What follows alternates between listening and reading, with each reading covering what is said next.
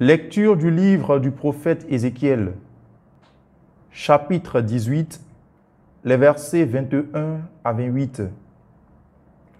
Dans ce texte, le prophète Ézéchiel insiste sur la responsabilité personnelle de chacun devant Dieu. Il invite ainsi à la conversion et au changement de vie. Écoutons. Ainsi parle le Seigneur Dieu. Si le méchant se détourne de tous les péchés qu'il a commis, s'il observe tous mes décrets, s'il pratique le droit et la justice, c'est certain, il vivra, il ne mourra pas. On ne se souviendra d'aucun des crimes qu'il a commis, il vivra à cause de la justice qu'il a pratiquée.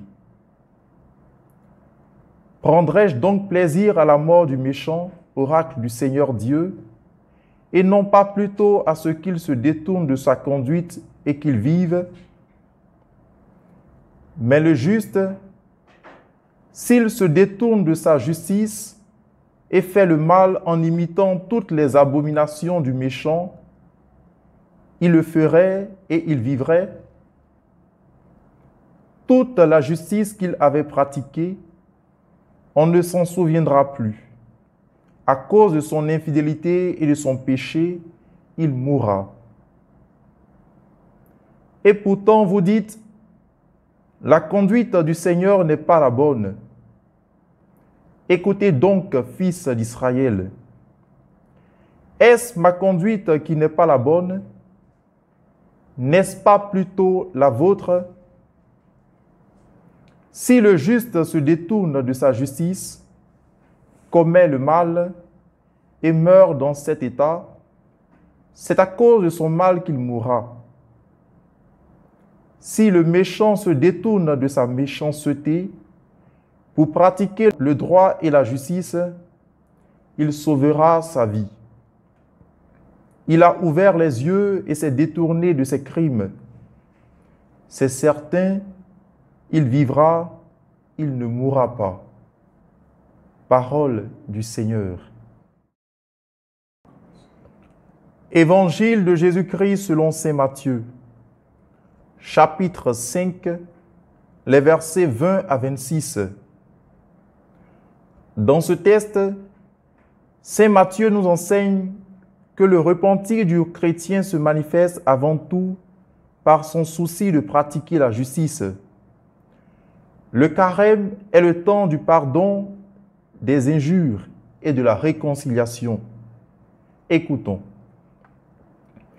En ce temps-là, Jésus disait à ses disciples, « Je vous le dis, si votre justice ne surpasse pas celle des scribes et des pharisiens, vous n'entrerez pas dans le royaume des cieux. Vous avez appris qu'il a été dit aux anciens, « Tu ne commettras pas de meurtre. » Et si quelqu'un commet un meurtre, il devra passer en jugement.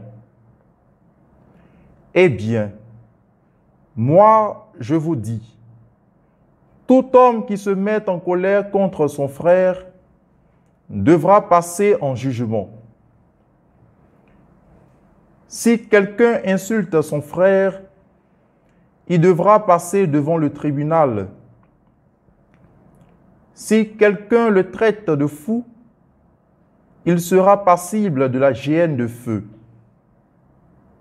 Donc, lorsque tu vas présenter ton offrande à l'autel, si là, tu te souviens que ton frère a quelque chose contre toi, laisse ton offrande là, devant l'autel. Va d'abord te réconcilier avec ton frère et ensuite, viens présenter ton offrande. Mets-toi vite d'accord avec ton adversaire pendant que tu es en chemin avec lui pour éviter que ton adversaire ne te livre au juge, le juge aux gardes et qu'on ne te jette en prison. Amen, je te le dis. Tu n'en sortiras pas avant d'avoir payé jusqu'au dernier sou.